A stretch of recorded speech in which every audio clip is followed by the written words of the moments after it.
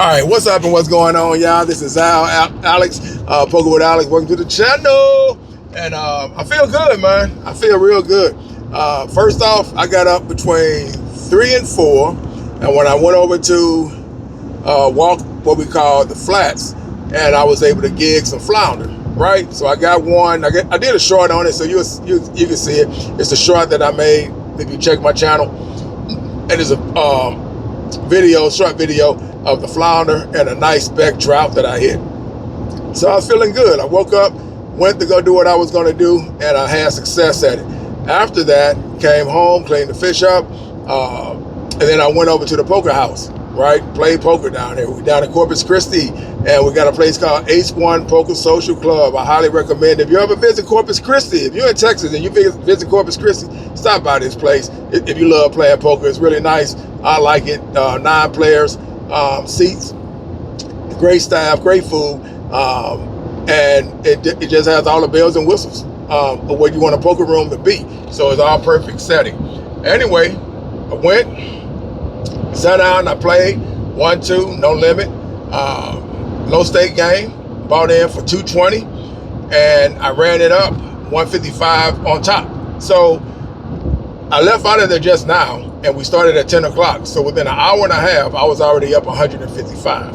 After that, I started getting kind of card dead. And then I just, once I started getting card dead, I said, okay, I don't want to lose what I actually came here to get. If anybody following me, you will know exactly. I said anything 50 and above is a win, especially when you're not using this money for responsibility purposes. You feel what I'm saying?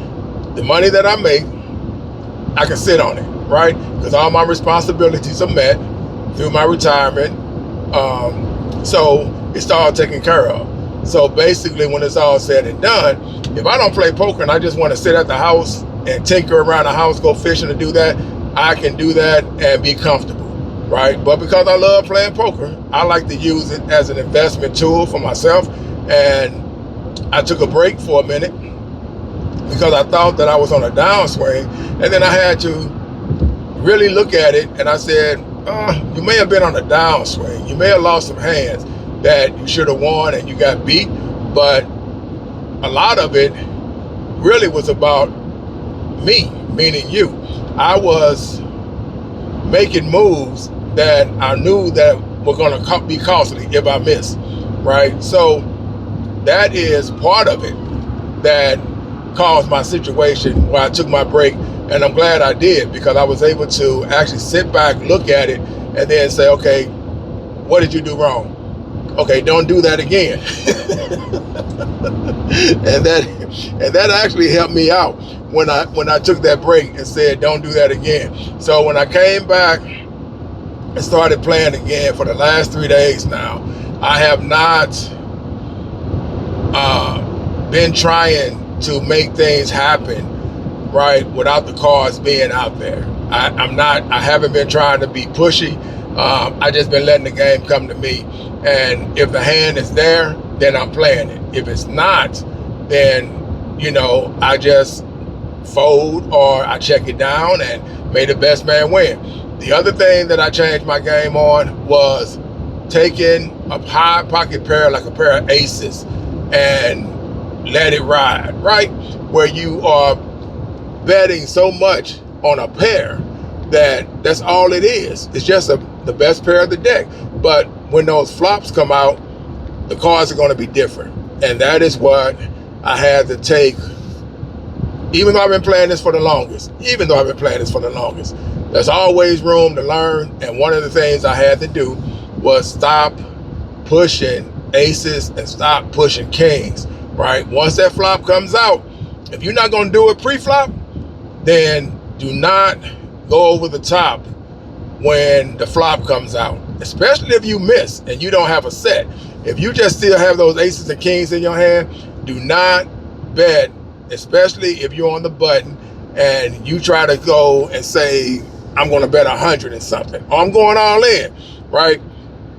It works sometimes, but trust me, you have people that come in for whatever reason, and you look up and your aces and kings just got beat by a set.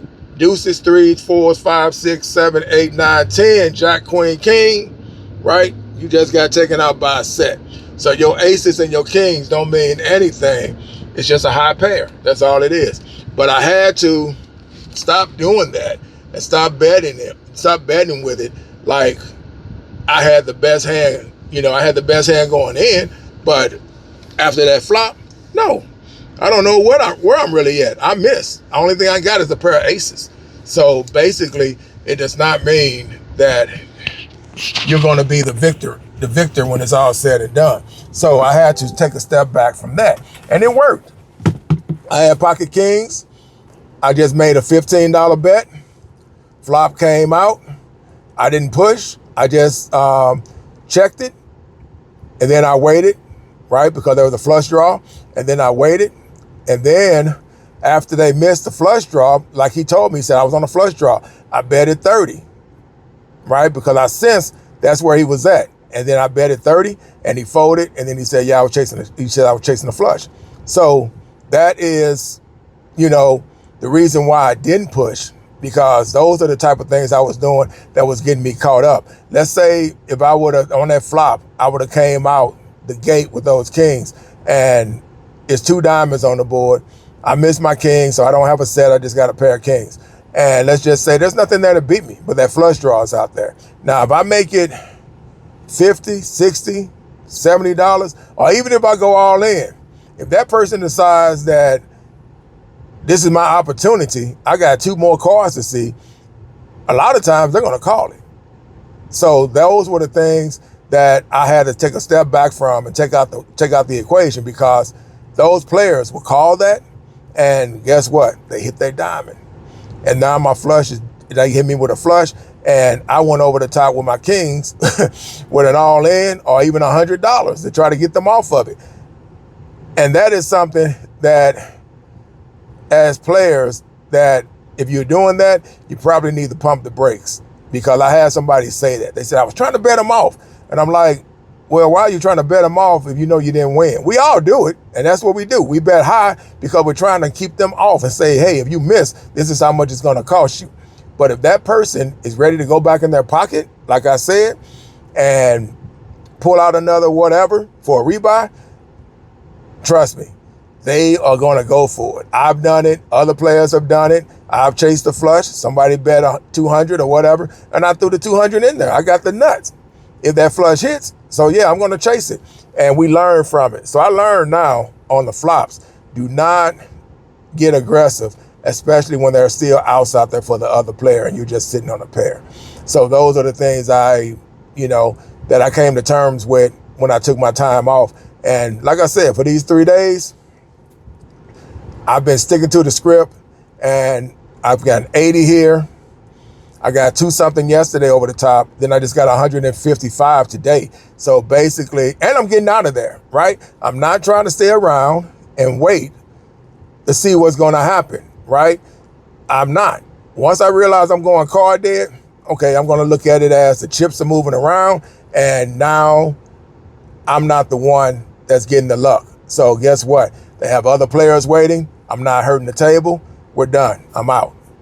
Everybody say, I'll holler at you later, Alex. And that's what they say. Nobody tripping off me leaving or anything like that. So that is a gentleman way of saying congrats on your game today. That's basically what it is. So anyway, with that said, I'm going to get ready to go to the house and relax for the rest of the day. Love when the plan comes together, man. So with that said, if you out there playing poker, man, like I always say, if you're trying to level up your game or whatever, do you.